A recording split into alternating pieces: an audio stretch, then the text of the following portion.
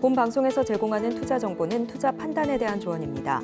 방송에서 제공하는 주식의 가치, 가격 상승 및 하락에 대해서는 방송사에서 보장하지 않습니다. 실시간 정보 브리핑입니다. 엔비디아 1분기 깜짝 실적 10대1 액면 분할에 주가 4% 급등. AI 대장주 엔비디아가 1분기 시장 예상을 뛰어넘는 깜짝 실적을 달성했습니다. 또 주식을 10대1로 액면 분할하기로 결정했습니다. 엔비디아 주가는 시간외 거래에서 4% 가까이 급등 중이었습니다. 엔비디아는 현지 시간 22일 장 마감 후 공개한 2025 회계연도 1분기 실적에서 매출이 전년 동기 대비 262% 증가한 260억 달러, 주당 순이익은 같은 기간 461% 늘어난 6.12달러를 기록했다고 밝혔습니다. 미국 8월 1일부터 중국산 수입품 관세 인상, 미국 무역대표부가 전기차, 반도체, 의료품을 포함한 중국산 수입품 다수에 대한 급격한 관세 인상 조치의 일부를 오는 8월 1일 발효한다고 발표했습니다. 현지 시간 22일 로이터 통신에 따르면 미국은 중국산 전기차에 대한 관세를 현재 25%에서 100%로 인상합니다. 또한 배터리, 반도체, 태양전지, 일부 의료품에 대한 고율 관세를 부과할 방침입니다. 오픈 AI, 구글, 애플 이어 아마존도 대화형 AI 비서 연말 출시. 세계 최대 전자상거래 업체 아마존이 올해 말 대화형 AI를 탑재한 음성 비서 알렉사를 선보일 예정이라고 CNBC 방송이 소식통을 인용해 현지 시간 22일 보도했습니다. 최근 오픈 AI와 구글, 애플에 이어 아마존도 대화형 AI를 탑재한 음성 비서를 출시할 계획이 확인됨에 따라 텍스트 기반을 넘어서 사람과 음성으로 대화까지 할 수 있는 AI 비서를 둘러싼 경쟁이 치열해질 전망입니다. 테슬라 유럽 판매량 15개월 만에 최저치, 주가 3.5% 하락.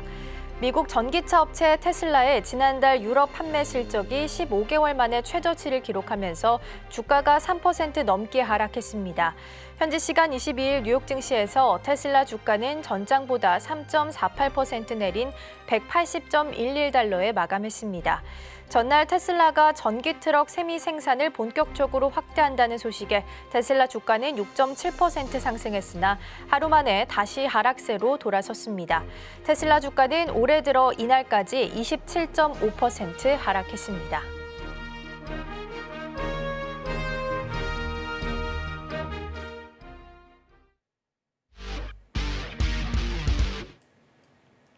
시청자 여러분 안녕하세요. 증시8 오늘의 승부조 시작합니다. 진행의 이가은입니다. 어제 뉴욕 증시 시작은 좋았습니다. 40분 만에 나스닥이 다시 한번 사상 최고치를 경신하긴 했는데요. FOMC 의사록에서 인플레이션 둔화 속도가 너무 느리다. 그러면서 금리 인상에 대한 키워드가 다시 등장하게 됐고요. 지수에 모두 하방 압력을 가하면서 하락 마감하는 모습을 보였습니다. 장 마감한 후에는 엔비디아가 실적을 발표했습니다. 어닝 서프라이즈를 발표했고요. 더불어서 10대1로 액면 분할하겠다. 그리고 분기별 현금 배당을 150%까지 늘리겠다라고 발표를 하게 됐고요. 시간 외에서 급등하게 되면서 드디어 천비디아까지 터치하는 모습을 보이기도 했습니다. 자, 그렇다면 두 분과 함께 엔비디아 실적 어떻게 평가하고 계시는지 그리고 반도체 전략은 어떻게 세워가면 좋을지 잠시 후에 함께 확인해 볼 테니까요. 잠시만 기다려 주시고요. 자, 그럼 증시8 오늘의 승부주 힘차게 출발해 보도록 하겠습니다.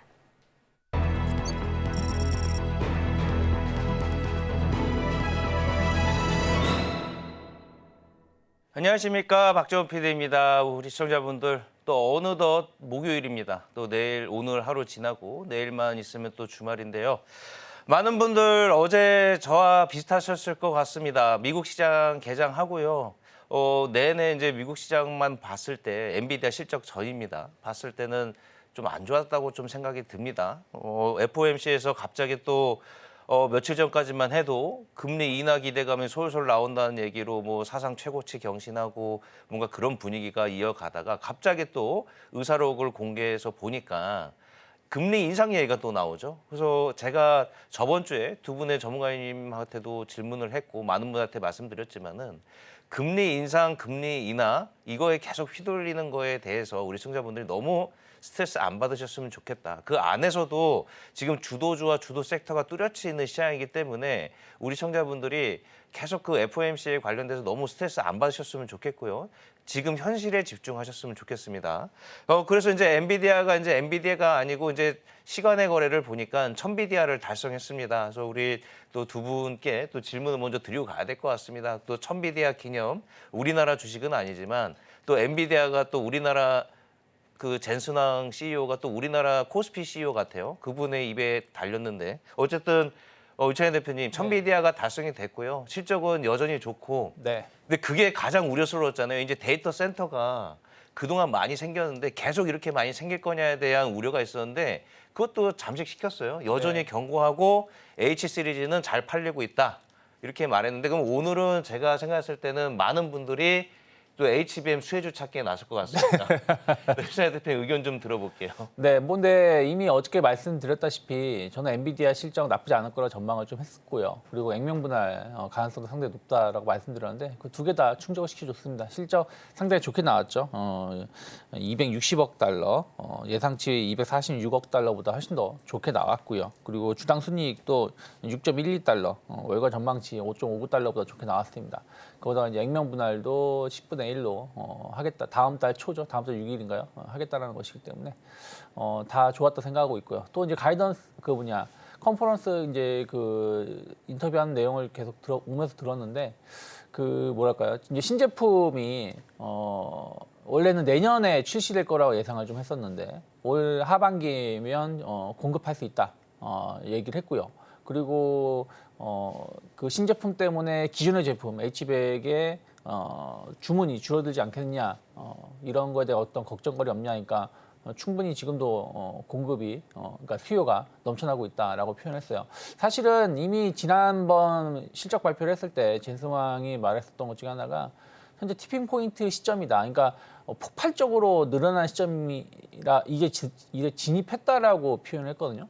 그런데 그게 불과 3개월 만에 그게 바뀌진 않는다는 것이죠. 그래서 물론 좀 이제 뭐 게임이라든지 이런 부분들의 매출은 좀 8% 이상 좀 하락을 하면서 좀 아쉬운 감이 있었습니다만은 어쨌든 뭐 전체적으로 지금 AI 쪽으로 해가지고 어떤 관심도가 높은 부분들이기 때문에 이런 것이 기대치를 충족시켜줬고 약간 불안해하고 있었던 부분들도 상당 부분 해소시켜줬다는 걸 본다라면 저는 엔비디아 주가는 좀 뭐 폭등세로 간다라고 말을 해드리는 게 아니라 완만한 상승 계속 유지가 된다. 그러니까 제일 걱정했었던 건 그거잖아요. 오르진 못할지언정 예를 들어서 뭐 메타라든지 넷플릭스처럼 마이너스 10% 떨어지는 거 아니야라는 걱정거리가 있었다면 이제 그런 우려감은 해소가 됐다라고 저는 생각을 하고 있고 그러면 제가 어저께도 말씀드렸지만 반도체 관련해서 그동안 뭔가 계속 억지로 눌리는 듯한 느낌이었는데 어쨌든 좋은 실적이 나왔기 때문에 미국 증시의 상승은 모르겠지만 우리나라 증시는 그것 때문에 못 올라갔다라면 충분히 오늘 같은 날 좋은 상승 가능성 반도체 좀 기대해 볼 수 있지 않을까 생각하고 있습니다. 네.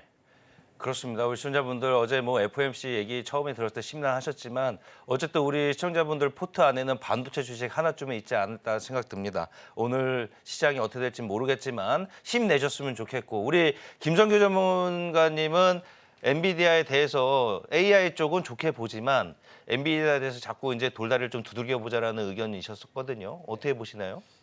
일단 말씀드렸듯이 어제 일단은 장외가는 지금 올라갔지만은 그 전까지는 사실 조금 지지부진했거든요. 여기 자리 한번 보시겠습니다. 차트 보시면은 현재 자리에서는 일단 962달러대 여기 근처까지만 갔다가 다시 떨어졌는데 지금 현재 시간 외, 즉 장외에서 1000달러가 넘어갔기 때문에 오늘은 아마 이 자리를 넘어가서 여기서 튀어오를 거라고 보고 있습니다. 현재 여기에서 튀어오를 때 대략 한 10% 정도 좀 더 위 상방은 있을 수 있다라고 저는 보고는 있는데 단 여기에서 이제 조금 그 여러 가지 좀 지켜볼 건 있겠다라고 보고 있습니다. 여기에 그 엔비디아 자체만으로 봤을 때는 현재 실적은 당연히 좋을 거라고 이미 여러 번 제가 말씀을 드렸고요. 그러면 여기에 대해 가지고 이제 후속 조치로 해가지고 공급이 어떻게 되느냐는 지금부터 1, 2분기 정도를 좀 더 지켜보고 즉 3분기까지 이 공급량이 어떻게 나올 것인가를 지켜봐야 되는데 일단 말한 거하고 잘 지켜줄지가 일단 첫 번째고 그다음 두 번째는 뭐냐면은 여기에서 이제 발열 문제를 어떤 식으로 해결하느냐에 대한 겁니다. 결국은 AI 반도체도 이제 그 그래픽 카드를 운영하던 그래픽 카드 구동 방식이었던 쿠다 방식을 계속 써왔기 때문에 이 쿠다 방식의 제일 큰 문제가 뭐냐면은 발열을 잡기가 좀 힘들다거든요. 그러니까 이 발열을 잡기 위해 가지고서 물론 지금도 엄청나게 많은 쿨링 시스템들이 개발이 되고 했지만은 그럼에도 불구하고 이제 이 BW200 즉 블랙웰 200이 들어갔을 때 이게 과연 그 엄청난 그 열을 어떻게 잡아주는지가 또 다시 관건이 되기 때문에 지금부터 조금 지켜볼 필요는 있겠다. 우선 저는 그렇게 말씀드리겠습니다. 네, 발열에 신경 써야 된다. 유리기판 말씀하시려고 그랬나요? 비슷한 건데 일단 그 그래픽 카드도 그렇고 이게 이 AI 반도체가 제가 봤을 때 딥러닝 시절부터 해가지고 지금까지 방식 자체는 쿠다 방식으로 계속 돌아갔단 말이죠. 그러다 보니까 이게 결국은 엄청난 전력을 잡아먹고 그다음에 이 전력이 결국은 발열을 일으킨다는 게 결국은 근본적인 엔비디아의 기판이 지금까지 거의 한 20년 동안 계속 있어왔던 고질병 중에 하나라고 보시면 되기 때문에 그래서 요거를 어떻게 해결할 것인가가 가장 중요한 포인트라고 보시면 되겠습니다. 네, 알겠습니다. 자, 우리 시청자분들 오늘 시장 분명히 다들 기대 많으실 텐데요. 오늘의 승부주도 기대하셔도 좋습니다. 자, 그래서 어제자 또 승부주 수익률 보시고요. 바로 이어가도록 하겠습니다. 네, 유창희 대표님, 이오테크닉스 어저께 이제 엔비디아 관련돼서 말씀해 주셨는데 아마 오늘 반응이 오지 않을까 싶고요. 그다음에 김성규 전문가님, 삼성 LCDI ESS 관련돼서 말씀해 주셨는데 이것 또한 오늘 질문 드릴 게 많습니다. 예, 어쨌든 어제 종목들이 수익률이 보합이나 약간 상승률이 높지 않다고 생각하실 수도 있지만 오늘 아마 이 두 종목은 뭔가 반응이 나올 것 같다는 생각이 듭니다. 그렇죠, 유창희 대표님? 네, 일단 뭐 어제 하루가 중요한 게 아니라 오늘을 예상을 해서 대비를 해서 네. 말씀을 드린 거기 때문에 뭐 물론 이제 뭐 어떻게 반응할지 모르겠지만 모든 게 다 해도 뭐 우리나라 증시가 못 오른다라면 뭐라 말을 못하겠지만 어쨌든 예상했었던 것만큼의 결과치를 충족시켰다는 얘기는 국내 HBM 관련된 기업들 충분히 좋은 주가 상승 기대 볼 수 있지 않을까 생각을 좀 하고 있어요. 그래서 지난주에도 뭐 제우스 말씀드렸었고 어제 이오테크닉스 말씀드렸는데 일단 두 종목 오늘 좀 기대감 가져갈 수 있지 않을까 생각을 좀 하고 있고요. 어쨌든 이제 어저께 보면 하이닉스가 신고가 행진을 보여줬고요. 삼성전자는 비록 좀 하락 마감했습니다만은 뭐 삼성전자 주가도 만약에 좀 제법 강한 상승이 나와준다라면 뭐 반도체 관련된 종목군들 오늘 하루 뭐 내일 뭐 다음 주는 잘 모르겠지만 상당히 좀 기대감을 가져갈 수 있는 하루가 되지 않을까 생각하고 있습니다.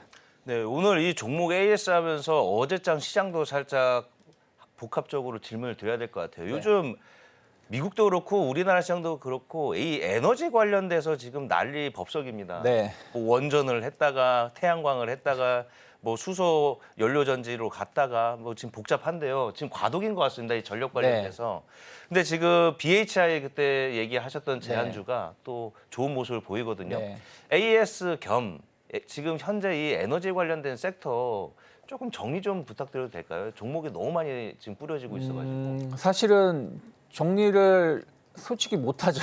왜냐하면 뭔가 딱 그 결론이 날 수가 없는 게 모든 거에다 에너지 원천에 대해서 장점이 있고 단점인데 이 장점 단점이 너무 극과 극이라는 거죠. 예를 들어서 태양광, 풍력 상당히 좋은데 더 이상 설치할 수 있는 구간이 많지가 않다는 부분들, 또 효율성이 예전보다 뭐 그렇게 높지 않다는 부분들이 좀 있고, 그러니까 무슨 얘기냐면 지금 전기는 폭발적으로 늘어나는데 태양광하고 풍력으로 이걸 조달하기에는 상당히 좀 부족하다는 것이죠. 그러면 이제 원전으로 가야 되는데 원전은 어쨌든 짓는데 시간이 좀 오래 걸린다는 부분들, 그리고 이게 여전히 뭐 친환경까지는 아니지만 어쨌든 약간 공해 배출이 적다라고 하지만 어쨌든 그 핵 폐기물 관련해서도 계속 좀 체크해야 되는 부분이 좀 있다라는 거죠. 그리고 이제 그러다 보니까 다시 이제 시장에서 보는 건 이제 그 천연가스 발전은 어쨌든 탄소 배출이 좀 그나마 적은 것이고 또 바로바로 상당히 빠르게 좀 지을 수 있는 거다 보니까 천연가스가 한 60% 정도 대체한다 얘기 나오고, 그리고 나서 이제 SOFC, 제가 SOFC 관련해서도 이제 미코 말씀을 드렸었는데 어디가 될지는 잘 모르겠어요. 근데 제가 보기에는 일단은 SOFC 쪽이 조금은 희망적이지 않을까 생각을 좀 하고 있고요. 그리고 천연가스가 상당한 힘을 낼 수 있다. 그래서 최근에 보면 천연가스 좀 반등을 좀 주고 있는 부분들이 좀 있거든요. 그래서 저는 요 두 개 쪽으로 해서 관심을 좀 가져보시면 좋지 않을까 생각을 좀 하고 있고요. 어쨌든 이제 뭐 천연가스 쪽이라 그러면 어쨌든 발전 터빈이나 이런 부분들 관련해서 BHI가 상당히 높은 기술력을 가지고 있는 부분들이 좀 있어요. 그래서 어제도 주가가 한 8% 이상 상승을 좀 했고, 이게 지난 3월달 고점을 돌파를 만약에 해준다라면 상당히 의미 있는 주가의 흐름을 좀 보여줄 수 있다 생각을 좀 하고 있어요. 왜냐하면 11,000원을 최근 한 2년 사이에 한 3-4번 시도했다가 돌파를 못했는데, 이번 돌파가 이루어진다라면 저는 새로운 주가 상승 충분히 기대해 볼 수 있다 생각을 좀 하고 있고요. 뭐 미코 같은 경우는 SOFC 관련해 가지고 상당히 좀 기대감을 가져갈 수 있고, 또 이 회사는 이미 국책 사업이라든지 혹은 실질적으로 제품을 만들 수 있는 기술력을 가지고 있는 부분이다 보니까 그러니까 미코 파워 계열사가 말이죠. 그래서 그런 것들을 감안한다면 상당히 좋고, 또 미코 자체만 보더라도 세라믹이라든지 이런 부분 관련해서 거의 뭐 높은 독점적인 기술력을 가지고 있는 부분들이 있기 때문에 본 사업도 나쁘지 않고, 미코 파워 관련돼서 SOFC 관련해서의 어떤 새로운 성장 모멘텀 감안한다라면 주가는 더 올라갈 수 있다 판단하고 있습니다. 네, 일단 유창희 대표님이 생각해 보니까는 에너지 관련돼서 많이 말씀해 주셨고, 그 중에서도 SOFC, 네, 천연가스. 어제 유일하게 또 천연가스만 좀 반등하는 모습을 보이더라고요. 그래서 우리 유창희 대표님이 말씀해 주셨던 미코와 BHI 계속 보유하시면 좋을 것 같다. 우리 시청자분들 만약에 투자의 대안으로 삼으셨던 분들이 계시다면 축하드리고요. 자, 그리고 우리 김성교 전문가님도 에너지 관련돼서 어제 2번을 강조하셨어요. 수소, 그다음에 ESS. 네. 일단 삼성 SDI도 AS 해주실 겸 김성교 전문가님의 이 대체 에너지에 관련된 전략도 좀 궁금합니다. 네, 일단은 삼성에너지 SDI부터 먼저 한번 보도록 하죠. 삼성 SDI 현재 보면은 어제 조금 이제 올라왔다가 좀 떨어졌지만 이 자리는 절대 나쁜 자리가 아니라는 거 말씀을 드리고요. 우선 이렇게 봤을 때 추세가 지금 현재 이렇게 해서 수렴하고 있죠. 삼각형으로 수렴하고 있는 모습 보여주고 있고, 그다음에 현재 자리를 먼저 보면은 현재 자리는 굉장히 좋은 자리입니다. 이 자리는. 자, 40만 8,500원, 41만 원대 이 자리인데, 보시게 되면은 그동안에 고점에서 이제 바닥을 잡고 여기서 지지로 올라오는 자리 40만 8,500원, 그다음에 이 자리가 지금 현재 그렇게 되어 있는데, 거의 이 자리에서 한 번 정도 반등이 들어올 수 있는 자리다라고 보시면 되겠고요.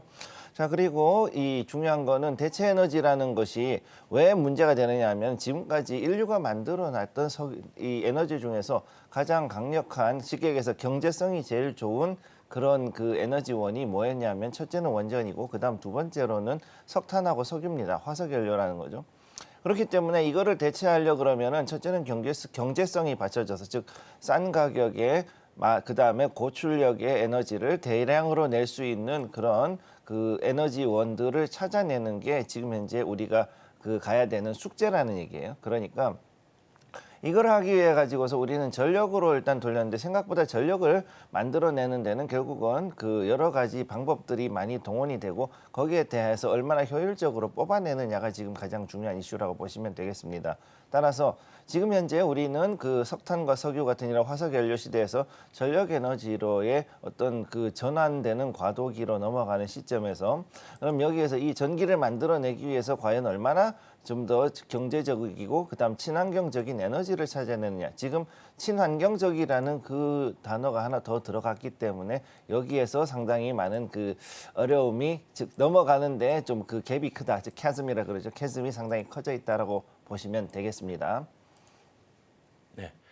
자, 우리 시청자분들 지금 저도 몇 년 전에 이제 주식 방송 할 때 전기 관련돼서 되게 이슈를 많이 잡았었어요. 이제 그때 당시에 이제 전기차 때문에 전기가 부족할 것이다라는 걸 저도 삐를 받아가지고 그쪽으로 투자도 많이 했고 했는데, 갑작스럽게 이 AI 관련돼서 데이터 센터가 생기기 시작하더니 이제 진짜 전력을 확보해야 되는 각 회사별로 임무가 생겼거든요. 그래서 이 전력을 어떻게 해결할지 그 과정 속에서의 이 과도기, 우리 두 분의 전문가님과 오늘의 승부주가 함께 할 테니까요. 에너지 관련돼서는 계속 팔로우 하시면 될 것 같고요. 자, 그리고 김성교 전문가님이 제가 항상 말씀드리지만 지금 이 이슈를 하시는 게 조금 맞나 싶은데 꼭 며칠 지나면 꼭 터지는 것들이 생기더라고요, 많이.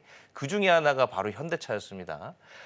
현대차 좀 저는 의구심이 들었거든요. 이 무거운 종목으로 승부를 보시겠다. 근데 어제 승부가 났거든요.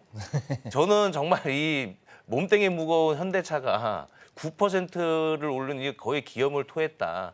이제 현대차의 고삐가 풀렸다. 이제 자동차 회사니까 악셀 밟고 이제 아우토반 달리는 느낌인데 왜 달린 건가요? 뭐 시장에서는 뭐 주주 친화 정책이다. 근데 어제 또 현대차가 수소 관련된 정책을 또 발표를 했고 그리고 또 저는 이런 것도 보이더라고요. 미중 무역 전쟁에서 이제 중국이 또 맞불을 놨잖아요. 네. 2.5cc 엔진에 대해서 또 관세 폭탄을 내겠다. 그리고 또 현대차는 또 미국 현지화 전략도 하고 있고. 네. 그래서 여러 가지 이유들이 있는데 김성규 장관이 어차피 현대차 제안해 주셨으니까 왜 9% 올랐다 생각하세요, 어제? 방금 미스터리입니다. 얘기했던 모든 그것들이 복합적으로 이제 작용을 했다라고 보시면 한 방에 그게 터졌다라고 보시면 되는데요. 이게 그 좀 웃긴 얘기인데 수류탄 여러 개 달아놓고 한 번에 빵 터뜨렸을 때 그 집속탄이라고 그러죠. 그런 효과를 봤다고 보면 됩니다. 여러 개의 재료가 한꺼번에 터졌을 때 그러면은 현재 시총이 큰 대장주인데 그러면 반도체로 가기에는 조금 위험한 어제 같은 경우 엔비디아가 실적 발표하기 전이었기 때문에 상당히 위태위태했던 상황에서 그러면은 다른 쪽으로 가기에는 즉 가려 그러면 2차 전지 쪽으로 가야 되는데 그러면 여기에 관해서 ESS라든가 아니면은 이쪽으로 해서 갈 수 있는 종목들 그럼 전기차 그다음 수소차 그다음에 도심항공 그리고 또 미중 무역 관해서도 여기에서는 현지에 공장을 만들어 놓고서 거기에서 움직일 수 있는 그런 기업 찾아보니까 지금 거기 딱 맞아 떨어지는 게 결국 현대차 하나밖에 없다는 얘기죠. 그러다 보니 이쪽으로 해가지고 모였고 실제로 거기다가 실적까지도 좋게 나오니까 그럼 앞으로 충분히 이 어려운 상황에서도 현대차는 오히려 위로 올라갈 수 있겠다라는 기대감이 반영이 돼가지고 그것 때문에 많이 올라갔다라고 지금 보고 있거든요.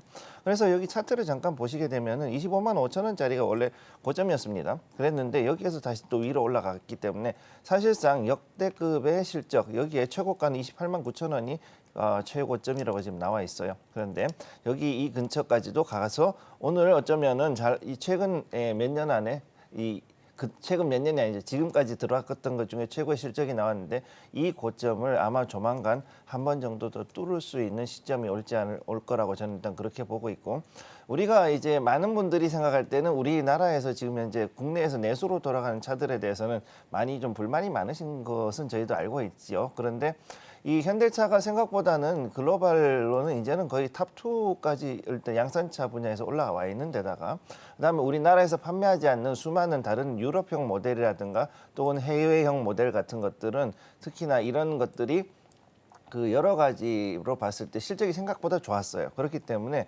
이제는 우리나라에서만 이 차를 팔아가지고서는 이걸로 유지하는 그런 회사가 아니라는 거를 기억을 해두시면 되겠습니다. 근데 제가 어제 문득 이 시장을 보면서 정말 미스테리한 현상이잖아요.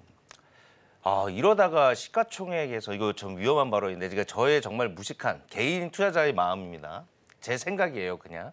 이러다가 요즘 삼성전자가 조금 고전하잖아요. 네. 루머도 많이 돌고 뭔가 현대차가 이거를 흡수해가는 느낌인데 이 시총 순위의 변화 좀 위험한 발언인데 김성효 전문가님이 현대차가 일본은 도요타가 1위잖아요. 네. 가능성이 있다고 보시나요? 글쎄요, 그거는 저는 조금 다르게 보고 있는데 일단 덩치 차이가 굉장히 큽니다. 한 5분의 1 정도밖에 안 되죠. 삼성전자가 지금 시가총액이 470조 원 정도 되고 지금 현재 현대차가 거의 뭐 이제 58조 원 정도 그러면 거의 10배 정도 가까이 차이가 난다고 보시면 되고 그다음 두 번째로 보셔야 되는 게 이 삼성전자가 가지고 있는 삼성전자만 보는 게 아니고 삼성그룹 전체로 봤을 때는 이 전체 시가총액이 굉장히 커요. 일단 전체 코스피 내에서 시총으로 봤을 때도 거의 한 30% 가까운 그 정도의 시가총액을 가지고 있기 때문에 그러면 이 종목들을 다 봤을 때는 여전히 삼성전자가 가지고 있는 그 파워 자체는 굉장히 크다고 보시면 되기 때문에 그거는 조금 비교할 대상은 아니라고 보고 있습니다. 네, 이렇게 해서 전반적으로 현대차 관련해서 좀 살펴봤는데요. 전문가님, 근데 현대차가 어제 쏘아올린 공의 주제를 보면 수소 밸류체인을 확대하겠다라는 내용으로 좀 쏘아올린 걸로 보이는데 그러면서 ESS 탄소 포집까지 같이 좀 순환매가 도는 모습을 보이기도 했거든요. 근데 그럼 이제 제일 중요한 건 연속성이라는 키워드가 될 것 같아요. 특히나 엔비디아 실적이 좀 잘 나왔기 때문에 만약에 반도체 쪽으로 또 시선이 쏠릴 수도 있을 것 같아서 이 연속성 어느 정도 가져갈 수 있을 거라고 보세요?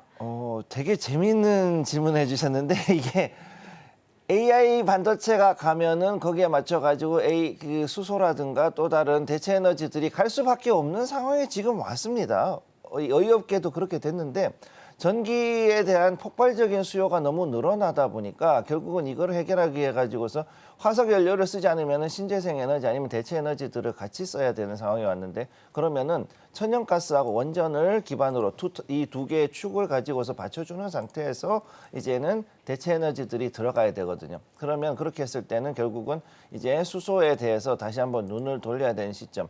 즉 배터리로 가는 전기차, 즉 BEV하고 그다음에 여기에 이제 FCEV, 즉 연료 전지로 수소 연료 전지로 가는 전기차 이렇게 해서 간다고 봤을 때는 결국은 이제 앞으로 이 모든 분야들이 수소 쪽으로 가는 게 현재로서는 조금 더 현실성이 있다라고 보는 거죠. 그러니까 현실성이 높은 걸로는 수소가 조금 더 있고 그다음에 태양광과 풍력을 일단은 우리가 생각하지 못했던 또 다른 환경 이슈들이 나오기 때문에 이것들을 어떤 식으로 해결을 해주느냐에 대해서 또 연구하는 부분이 나올 것이고 그럼 이렇게 했을 때 결국은 여기에 대해서 대략 한 5년에서 10년 사이에 상당히 많은 변화가 있고 그다음에 여기에 대해서 뭔가 해결점을 찾을 거라고 보고 있습니다.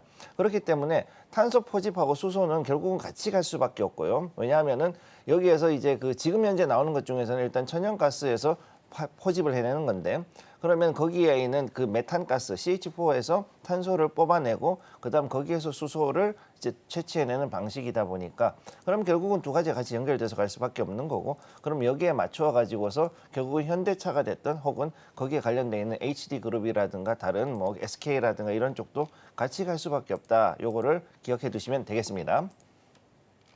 그럼 전문가님 만약에 오늘 엔비디아 실적이 잘 나와서 시선이 HBM 쪽으로 많이 쏠리게 된다면 수소 쪽은 오히려 좀 조정을 좀 만약에 받게 된다면 오히려 담아봐도 되는 기회가 될까요? 오히려 좋은 기회죠. 지금 같은 경우에 그렇게 해서 떨어진다 그러면 저는 저가 매수로 해가지고 잘 보고서는 담아갈 수 있는 찬스라고 보시면 되겠습니다. 저는 특히나 이것도 그렇지만은 그다음에 ESS 그리고 또 2차 전지 중에서 전고체 관련된 부분도 그렇게 해서 담아갈 수 있는 여지가 충분히 있다라고 그렇게 보고 있습니다. 네, 주가 흐름 좀 보셔야겠지만 우선은 만약에 밀리게 된다면 저가 매수의 기회로 삼아 보셔도 좋을 것 같습니다. 자, 그럼 계속해서 오늘장 안에서 어떤 이슈를 살펴보면 좋을지 이슈 먼저 체크해 보겠습니다. 화면으로 함께 보시죠. 네, 먼저 우리 유창희 대표님, 시장이 좀 아리송할 때는 수급을 봐야 한다라는 주제고요. 우리 김성규 전문가님은 계절주를 돌아볼 시간 준비해 주셨습니다. 네, 먼저 우리 유창희 대표님과 함께 첫 번째 주제 이야기 나눠보겠습니다. 시장이 좀 아리송할 땐 수급을 봐야 한다. 오늘은 엔비디아 실적에 따라 좀 움직이지 않을까요? 그렇죠. 근데 뭐 엔비디아를 제가 뭐 이미 예상을 하면서 계속해서 뭐 말씀드렸습니다만은 뭐 엔비디아만 가지고 시장이 계속 간다, 뭐 못 간다 말할 수는 없다라는 것이죠. 그러니까 하루의 이벤트라고 보시면 되겠고 또 어쨌든 그 이후의 시장은 또 거기에 맞춰가지고 또 계속 변화가 되기 때문에 앞으로 어떻게 시장이 움직일지는 봐야 되는데 사실은 어저께 시장이 상당히 약간 아쉬운 감도 있고 또 기대감도 있었던 하루였습니다. 그래서 그러니까 뭐냐면 기대감은 반도체라든지 자동차가 상당히 자동차가 급등해주면서 기대감을 가져줬고 반도체도 이 정도면은 엔비디아 이슈를 잘 소화했다라는 어떤 기대감이었다라면 조금 아리송송했었던 거는 뭐냐면 조선주들이 조금 제법 좀 큰 하락을 좀 보여줬었고요. 그리고 뭐 약간 뭐라 그럴까요? 전체적인 분위기가 뭔가가 좀 애매한 부분들. 그러니까 무슨 얘기냐면 저도 이렇게 말씀드리면서도 계속 말이 꼬이는데 글로벌 증시는 상당히 좋아요. 유럽 증시 계속 신고가 행진 보여주고 있고 미국 증시도 신고가 행진 보여주고 있고 중국 증시는 나쁘지 않은데 우리나라 증시는 사실은 뭐 예를 들어서 HLB 이슈가 코스닥을 흔들었다고 하지만 주가 지수만 흔든 것이지 사실은 종목을 흔들 만한 이슈는 아니었다 생각하고 있고 또 지지난주 같은 경우는 시장이 잘 가려고 했었던 상황에서 하필이면 또 삼성전자가 뭐 엔비디아의 제품 공급 실패했다 뭐 이런 루머가 돌면서 또 주가가 발목을 잡고 뭔가 계속 조금 엇박자가 나는 모습이었다라는 것이죠. 그래서 약간 그런 부분들도 있었고 또 일부 중소기업이라고 말하기 좀 힘든 기업도 있습니다. 예를 들어서 뭐 하나마이크론 같은 경우는 유상증자, 물론 유무상증자 같이 하는 거지만 유상증자 이슈가 좀 있었고, 또 일부 기업들이 신규 상장된 지 한 6개월 만에 또 유상증자하는 기업도 있었고요. 그리고 이제 잘 해소가 됐지만 뭐 서진 시스템 같은 경우는 뜬금포로 액면 분할 죄송합니다.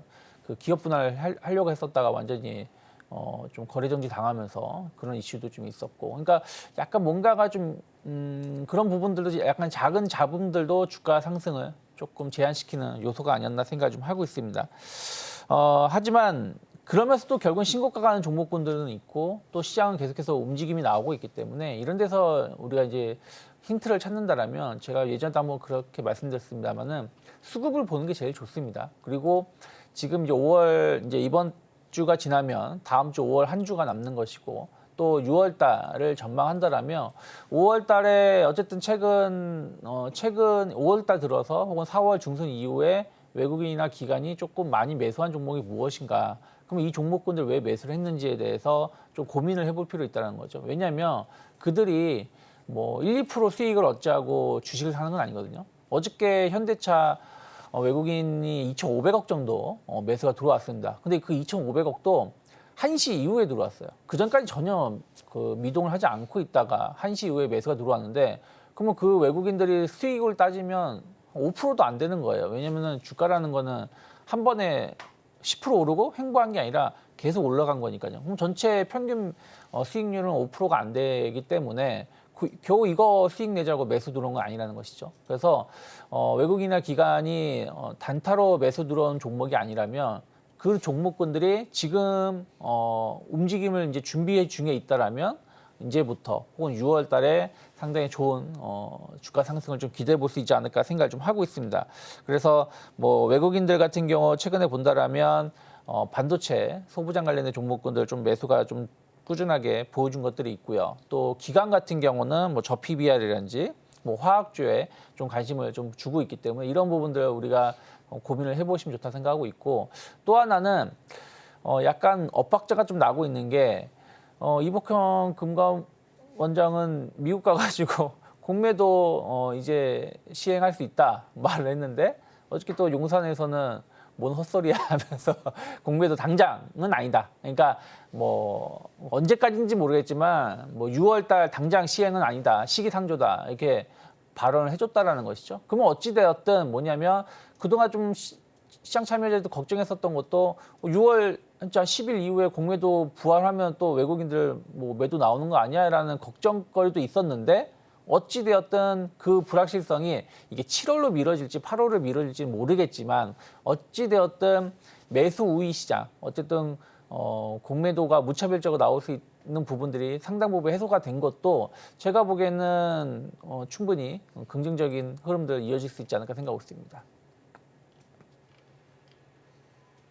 네, 외국인과 기관이 어떤 종목들을 좀 담아가는지 보셔야 될 것 같은데요. 일단 공매도 이슈도 살짝 좀 뒤로 미뤄진 상태니까 이 수급의 이동이 어디로 눈이 좀 쏠리게 될지 보시면 좋을 것 같습니다. 대표님, 화장품주도 최근 들어서 너무 잘 가고 있잖아요. 네. 실적도 잘 받쳐주고 있고, 그리고 그래서 관심이 있다 하시는 분들은 어딜 보시면 좋을까도 궁금한데 대형주를 보는 게 좋을지 아니면 지금 사실 화장품 실적이 잘 나온 건 가성비 좋은 인디 브랜드들 네. 덕분이었잖아요. 그러면 OEM이나 ODM 쪽을 보는 게 좋을지 궁금하거든요. 일단 지금은 OEM, ODM 쪽으로 움직임이 나오는 것 같습니다. 왜 그러냐면 이쪽은 지금 이슈가 좀 많이 될 수 있는 게 미국 같은 경우가 제가 지금 지역을 까먹었는데 그 학교에 왜 그런 법이 있었는지 모르겠는데 그 자외선 차단제를 학교에 갖고 가서 바를 수 있게끔 법이 개정된 주도 있습니다. 그래서 특히 이제 이런 부분들이 우리나라 기업들이 좀 강점을 가질 수 있다. 왜냐하면 자외선 차단제 이런 부분들이 그 뭐라 그럴까요? 일반 의약품으로 분류가 되어 있어서 판매했을 때는 문제가 없지만 판매하고 나서 만약에 이 제품이 문제 없다라는 걸 계속해서 뭔가를 체크를 해줘야 되는 부분들이 있다고 합니다. 미국 같은 경우. 그래서 그런 것들이 우리나라 기업들 충분히 매출 성장 계속해서 이어질 수 있지 않을까 생각하고 있고요. 그리고 이제 아무래도 또 이제 뭐라 그럴까요?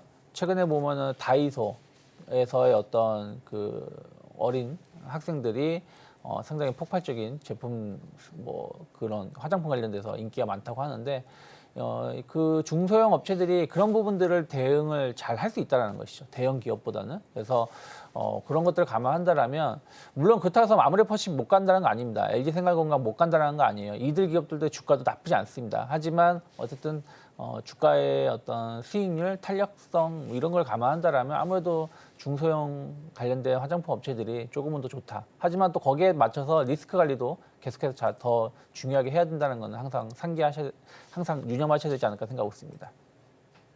네, 어제 시장에서도 화장품이 좀 시세를 냈기 때문에 함께 좀 짚어봤습니다. 다시 한번 수급을 정리하면 외국인이 많이 담은 쪽은 반도체 소부장 쪽, 그리고 기관이 많이 담은 쪽을 보면 저PBR이나 화학주들 함께 좀 많이 담아가고 있다라는 부분도 유념하시면 좋겠습니다.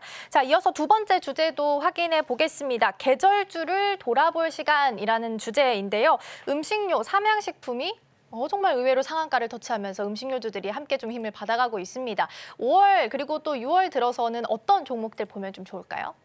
네, 지금 보셨을 때 일단은 그 생각보다 그 여름이 조금 일찍 온다라는 느낌을 받고 있거든요, 실제로. 그래서 생각보다 그 많이 더워진 조금 초여름 날씨가 좀 일찍 오고 있다. 즉 이제는 지구 온난화가 왔고 그다음에 기후 변화가 좀 심하다 보니까 거기에 따라 가지고서 여름도 조금 일찍 오고 그리고 조금 굉장히 오래 가는 그런 느낌을 지금 받고 있습니다.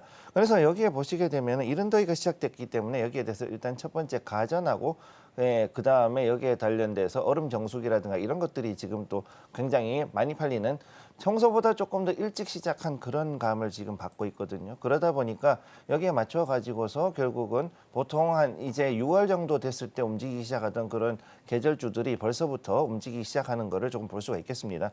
그래서 오늘 같은 경우 특히 보게 되면은 이제 올해 더위는 특히 일찍 시작하고 그다음에 가을까지 대략 한 10월까지도 갈 수 있다라는 그런 전망이 지금 나와 있기 때문에 앞으로 에어컨 특히 이제 벽걸이형 에어컨이라든가 선풍기 그다음에 또 관련돼 있는 시스템 에어컨 같은 여러 여름 가전 관련 종목들의 상승폭이 이제 조금 나올 수 있을 거다라고 일단 그렇게 보고 있습니다. 현재까지는 아직까지 그렇게 많이 움직이고 있지는 않지만 서서히 바닥을 다지고 있는 그런 모습을 보여주고 있기 때문에 이런 걸 좀 지켜보실 필요가 있고요. 그다음에 또 다른 게 이제 또 빙과라든가 주류 특히 이제 그 빙그레 같은 경우가 상당히 좀 많이 올라갔는데 최근 들어 가지고 보시게 되면 빙그레 주가 굉장히 많이 올라갔죠. 그리고 급등 갭 상승하고 또 이렇게 해서 올라가서 삼양식품 때문에 좀 가려서 많은 부분들이 조금 헷갈려 하시는 부분들이 있고 조금 여기에 대해서 확인을 못 하셨던 부분이 있지만 빙그레 같은 이런 빙과류들이 생각보다 지금 강하게 올라가는 것들을 보면은 확실히 이제는 여름이 좀 오고 있다라는 느낌을 좀 보고 있고요. 실제로도 이 자리는 굉장히 좋은 자리에다가 또 거기다 갭상승까지 해가면서 더욱더 좀 강하게 올라갈 수 있는 자리라고 보시면 되겠습니다. 그래서 여기 이런 것도 봤을 때는 앞으로 이제 엔비디아라든가 그다음에 미 증시 영향으로 해서 하방 압력을 받을 경우 지금 약간은 하방이 아니라 오히려 지금 상방으로 올라가고 있긴 한데 그럼에도 불구하고 오늘은 아무래도 반도체 쪽으로 조금 더 몰릴 수 있겠지만 조금 더 시간이 지나게 되면은 계절주하고 경기 방어주 쪽으로 해가지고서 다시금 한번 이렇게 순환을 할 수 있는 그런 상황이 된다. 그래서 그쪽이 하나의 대안이 될 수 있다는 것도 여러분들이 기억을 해두시면 될 것 같고 이제 여름이 다가오면서 이제 단순히 이런 가전제품뿐만 아니라 앞으로는 항공이라든가 숙박 쉽게 얘기해서 이제 놀자주라고 부르는 이런 관련 종목들도 좀 더 움직일 가능성들이 상당히 높아졌다라고 보시면 되겠습니다. 그래서 여기서 봤을 때는 LCC라든가 이런 종목들을 좀 보는 것도 괜찮은데 지금 보시게 되면은요 여기에 이제 진에어라든가 진에어는 지금 조금 바닥을 잡고 여기서 이제 반등 들어온 자리 여기에서 이제 이렇게 올라올 자리를 잡고 있는 걸 볼 수가 있고 그다음에 제주항공도 역시 여기 이렇게 한번 딱 자리를 잡고 1,700원 선에서 지금 현재 지지를 하고서 이제 올라올 준비를 하고 있습니다. 그다음에 에어부산 여기도 역시 마찬가지입니다. 이런 굉장히 재미있는 게 LCC들이 지금 현재 바닥을 지금 잡고 있는 것들을 보았을 때는 앞으로 이제 한 1, 2주 안에는 조만간 한번 실적과 관련해 가지고서 그리고 여러 가지 이 프로모 행사들이 나올 거기 때문에 이런 것들을 좀 지켜볼 필요가 있다. 저는 일단 이렇게 보고 있습니다. 네, 5월에 되면 계절주를 좀 봐야 된다라는 내용이었습니다. 더위가 10월까지 이어진다고 하니까 아직 시작도 안 했는데 벌써부터 두려운 생각도 좀 듭니다. 근데 잘 보면요. 삼양식품이 상한가를 갖고 현대차 이 무거운 종목이 9% 넘게 상승을 하기도 했습니다. 사실 굉장히 이례적인 상황이잖아요. 그래서 이게 지금 시장이 건강하게 잘 가고 있는 건지 아니면 너무 주도주가 좀 약하다 보니까 이례적인 현상이 좀 발생하고 있어서 걱정을 해야 되는 건 아닌지 전체적으로 봤을 때 어떤 뷰를 좀 가져가야 될까요? 두 가지 뷰가 사실 다 나올 수 있는 건 인정을 하거든요. 그런데 지금 여기에서 우리가 봐야 되는 게 두 가지 요소. 첫 번째는 아직까지 공매도가 완전히 지금 아직까지는 좀 금지가 돼 있는 상황. 첫 번째는 그래서 지금 공격을 할 수 있는 투자를 할 수 있는 방향이 공매도를 할 수 있는 방향이 없으면 결국 올라가는 주식을 찾아야 되는데 그러면 어디로 가야 되냐면 결국은 저 PBR주로 가야 되거든요. 그럼 그런 상황에서 찾다 보면은 그동안에 우리가 봤을 때는 전혀 생뚱맞은 종목들 혹은 실적이 좋았는데 가지 않았던 종목들 그런 것들로 결국은 눈을 돌릴 수밖에 없는 상황이 옵니다. 그래서 이게 왜 이렇게 싸냐라는 종목으로 갈 수 있는 그런 상황이 지금 현재 그런 분위기가 깔려 있기 때문에 지금 이런 현상들이 나오고 있는 것이니까 만약에 이제 이 부분에 대해서 공매도라든가 이런 부분은 물론 이제 어제도 잠깐 얘기가 나왔지만 이런 정책적인 부분에 대해서도 조금 신경을 쓰실 필요가 있고요. 그다음에 정상적인 어떤 이 움직임을 보이기를 원하신다 그러면은 사실은 여기 우리나라 같은 경우에는 지금 아직은 이제 공매도가 아직은 조금 규제가 있는 거라든가 여러 가지가 있기 때문에 이런 부분들이 일단은 시장 자체를 약간은 좀 누르고 있다는 점은 그거는 인정을 하고 그러고서 여기에 맞춰서 대응을 하시는 게 필요하다 이렇게 말씀드리겠습니다. 우선 전체적으로 좀 시장을 바라봤을 때는 공매도 관련해서 정책적인 부분도 체크를 해볼 필요가 있어 보입니다. 앞서서 수소 관련주 질문 드린 것과 결이 비슷한데 만약에 반도체주로 시선이 쏠리면 이쪽도 저가 매수의 기회가 될 수 있을까요? 충분히 가능하죠. 지금 특히나 이제 삼성전자 같은 경우는 오히려 지금 저가 매수 찬스라고 저는 보고 있고 그다음에 SK하이닉스는 지금 HBM 관련해 가지고서는 계속해서 올라가고 있는 상태에서 엔비디아가 이번에 실적을 잘 발표했기 때문에 거기에 맞춰 가지고 좀 더 올라갈 수 있는 자리에 있다. 이렇게 볼 수가 있겠습니다. 특히 삼성전자 같은 경우에는 지금 여기에서 이번에 수장을 교체했지 않습니까? 그래서 전영현 부회장이 이제 들어오셨고 그다음에 또 지금 중요한 거는 이분들이 들어왔을 때 그러면은 현재 벌어져 있는 격차들을 어떤 식으로 메꾸느냐 했을 때 그러면은 4개 사업장 중에서 지금 DS 즉 반도체 부문하고 그다음에 가전하고 이 두 가지 부문에서 그리고 이제 모바일이죠. 모바일 장비하고 그 세 가지에서 일단은 우선은 가장 어떻게 하면은 따라잡을 수 있을까 그 전략을 이제 지금부터 구사를 할 것으로 보이기 때문에 그럼 여기에 맞춰 가지고 갈 수 있는 것들 중에 우리가 좀 더 지켜볼 거는 여러 회사들 중에서도 그러면 모바일 장비들을 지금부터 먼저 승부를 걸고 그럼 거기에 맞춰서 시스템 반도체들을 땡겨 올린 다음에 그다음에 이 힘을 가지고서 파운드리 그리고 HBM까지 올라간다는 전략. 즉 삼성전자는 아마 그런 전략을 잡을 것으로 저는 보고 있고 SK하이닉스는 지금에서 여기서부터 이제 굳히자 해가지고 굳히기 전략을 들어가서 HBM4 그다음에 4E까지 해가지고 7세대 HBM까지 완전히 내년에 양산해가지고서 이 바닥을 완전히 굳히자 이렇게 가는 전략을 구사할 것이다 이렇게 보고 있습니다.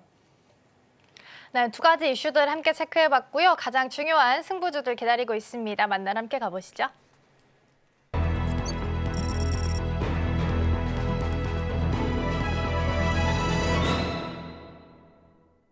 이어서 오늘의 승부주들 확인해 보겠습니다. 두 분께서 어떤 종목을 골라주셨을지 화면을 통해서 함께 만나보시죠. 네, 먼저 우리 우창희 대표님은 파인엠텍, 그리고 김성규 전문가님은 티웨이 항공 꼽아주셨습니다. 네, 먼저 우리 우창희 대표님과 함께 첫 번째 종목 만나보겠습니다. 파인엠텍인데요. 이 종목은 어떤 전략 좀 세우면 좋을까요? 네, 파인엠텍은 폴더폰 관련해 가지고 최대 수혜를 입을 수 있다라고 보시면 될 것 같아요. 1분기가 원래는 좀 비수기죠. 왜냐하면은 삼성전자의 폴더폰 제품은 이제 7월 달, 7, 8월 달에 항상 출시가 되기 때문에 그 전에 이제 매출이 좋고 겨울이나 이때는 왜 매출이 안 좋냐면 이제 삼성전자는 이제 연초에 바 형태 제품이 출시되니까 아무래도 폴더폰 관련해서 매출이 줄어들 수밖에 없다는 것이죠. 근데 이번에 1분기 매출 보면 나쁘지 않았습니다. 그래서 비수기임에도 불구하고 1분기 실적이 이 정도 선방했다는 것은 꼭 삼성전자만이 폴더폰을 만드는 건 아니다. 중국에서 제품의 좋건 나쁘고를 떠나서 어쨌든 관련된 제품들이 계속해서 쏟아지고 있던 부분들이 파인앱텍의 매출을 좀 견인시켰다 생각 좀 하고 있고요. 또 하나는 이제 애플입니다. 애플이 이제 폴더폰 시장에 진출한다 얘기만 나왔지만 아직은 쭉 뚜렷하게 얘기가 나온 건 없었어요. 근데 지금 최근에 보면은 정말 빠르면 내년 하반기나 내후년에는 무조건 출시할 가능성이 높다라고 평가를 하고 있죠. 왜 그러냐면 그 1분기 애플 실적을 본다라면 중국에서 그 판매 비중이 상당히 많이 줄었거든요.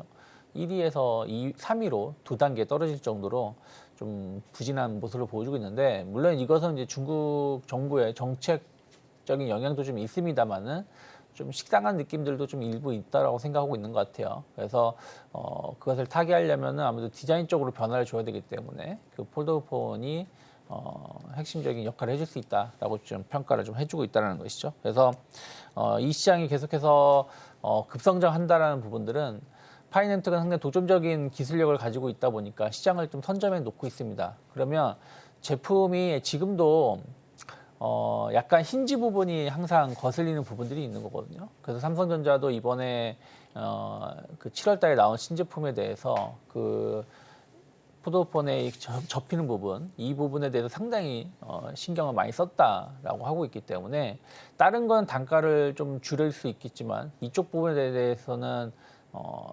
기업들이 단가를 줄이기 위해서 노력하기보다는 오히려 비싸더라도 좋은 제품을 쓰려고 하지 않을까 생각을 좀 하고 있습니다. 그리고 이제 신제품 출시가 7월 달에 공개가 되기 때문에 그런 부분들도 2분기 매출을 더 견인할 수 있는 역할을 해줄 수 있다. 특히 지금 삼성전자 그 갤럭시 폰이 상당히 좋게 오랫동안 흥행을 좀 하고 있는 걸로 제가 알고 있거든요. 왜 그러냐면 예전에는 삼성전자 폰 출시되자마자 중고폰 된다 뭐 이런 얘기가 있었지만 지금은 이제 온디바이스 AI 이런 시스템이 적용이 되다 보니까 상당한 인기를 끌고 있다는 부분들 감안한다라면 저는 7월 달 나오는 제품들도 상당한 인기를 더 끌 수 있지 않을까 생각을 좀 하고 있습니다. 그리고 이제 그 전기차 모듈 하우징 매출도 이번에 본격적으로 좀 반영되고 있는 부분들이 있기 때문에 전기차 관련해서 새로운 성장 모멘텀도 좀 감안한다라면 전 파이낸텍 최근에 주가가 좀 급등을 했습니다만 충분히 추가적인 상승 가능성이 열려 있다 생각을 좀 하고 있어요. 그래서 일단 1차 목표가 14,000원 잡아놓고 있고요. 그리고 손절가는 10,000원 정도 잡고서는 10,000원 이탈하기 전까지는 분할 매수 관점 유지할 수 있다. 특히 이제 차트가 작년 4월 달 그리고 올 1월 달에 10,000원대 저항대를 이제 돌파를 거의 기정사실화하고 있기 때문에 충분히 좀 기대해 볼 수 있는 위치가 아닌가 판단하고 있습니다. 네, 삼성은 물론이고요. 애플까지 지금 폴더블 폰 시장에 뛰어든다라고 이야기를 했기 때문에 여기서 받아갈 수 있는 프리미엄이 조금 더 많이 붙어있지 않을까 싶습니다. 우리 목표가 14,000원 제시해 주셨고요. 손절가는 10,000원 이탈하지 않는지 보시면 좋겠습니다. 자, 이어서 두 번째 종목도 확인해 보겠습니다. 이번에는 티웨이 항공 LCC 쪽으로 이동하겠습니다. 사실 계절주라고 해서 아까 가전이랑 이른 더위와 관련해서 빙과류를 좀 집중을 해주실 줄 알았는데 의외로 또 LCC네요. 네, 제가 봤을 때 요즘은 그 특히 2030부터 해가지고 젊은 세대들이 여행을 굉장히 좋아하고 있고 그러다 보니까 이런 분들 같은 경우 아무래도 저가항공 쪽으로 해가지고 여행을 많이 간다. 즉 젊은 세대들의 소비 패턴에서 여름에서의 휴가는 굉장히 중요한 하나의 소비 패턴으로 이제 우리나라에서 자리를 잡다 보니까 여기에 대해서 잡게 됐고요. 저가항공 관련주이면서 동시에 이제 엔데믹에 접어들면서 이전에 저 적자에서 서서히 회복을 하고 있는 그런 종목이라고 보시면 되겠습니다. 특히 이 종목 같은 경우에 이제 로마라든가 자그레브 같은 그 우리나라 사람들이 굉장히 좋아하는 그 선호하는 관광지죠. 그쪽 그 우리 두브로브니크라든가 아니면 뭐 이태리 같은 이런 지역에 그런 지역으로 이제 서서히 유럽 취항을 준비를 하고 있는 상황이기 때문에 앞으로 매출이 상승할 것으로 좀 기대를 많이 하고 있고 그다음에 지금까지 봤을 때는 이 LCC들이 대부분 동남아 노선 쪽으로 많이 다녔던 그런 경향이 있는데 거기에서 아무래도 좀 더 확장이 되다 보니까 그리고 제가 봤을 때는 유럽 이외에도 또 다른 지역 아무래도 좀 더 멀리까지 갈 수 있는 그런 그 어느 정도의 그 준비를 하고 있다라고 보고 있기 때문에 여기에 대한 실적 개선 기대감도 좀 반영이 되고 있다라고 말씀드릴 수 있겠습니다. 일단 차트를 한번 보시게 되면은요, 여기에 이 자리는 지금 계속해서 바닥을 잡아가는 자리, 자 2,600원대에서 계속해가지고서는 횡보 지지를 바꿔서 2,890원 여기까지 해서 계속 횡보를 해왔습니다. 그래서 현재 자리에서는 충분히 매력적으로 살 수 있는 자리라고 왔다고 보고 있고요. 시초가 제가 봤을 때 2,750원 정도로 보고 있는데 시초가에 일단은 먼저 매수를 하셨을 경우에 1차 목표가는 3,200원까지는 올라갈 수 있는 종목이다 이렇게 보시면 되겠고 그다음에 바닥을 잡았을 경우에 손절가는 2,500원까지 일단은 좀 보실 수 있겠습니다. 약간은 폭이 있는데 여기에 2,500원까지는 충분히 떨어질 수 있다는 점 감안해 두시고요. 그래도 여기에서 봤을 때는 앞으로 이번에 실적으로 봤을 때는 어느 정도 올라갈 수 있는 종목이다 이렇게 보고 있습니다. 네, 두 번째로 LCC 관련주죠. 티웨이 항공 살펴봤습니다. 티웨이 항공 같은 경우에는 목표가 3,200원 그리고 손절가는 2,500원 말씀을 좀 해주셨습니다. 오늘 하루 동안 이 두 종목이 얼마나 수익률을 냈는지 궁금하다 하시는 분들께서는 오늘장, 내일장 2부를 통해서 확인 가능하시니까요. 많은 관심 부탁드리겠습니다.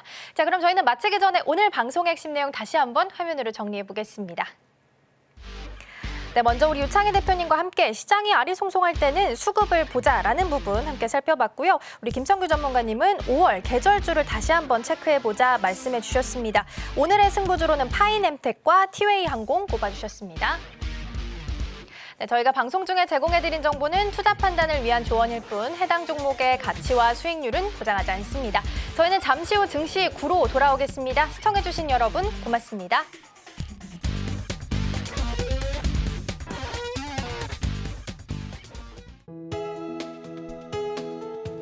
본 방송에서 제공하는 투자 정보는 투자 판단에 대한 조언입니다.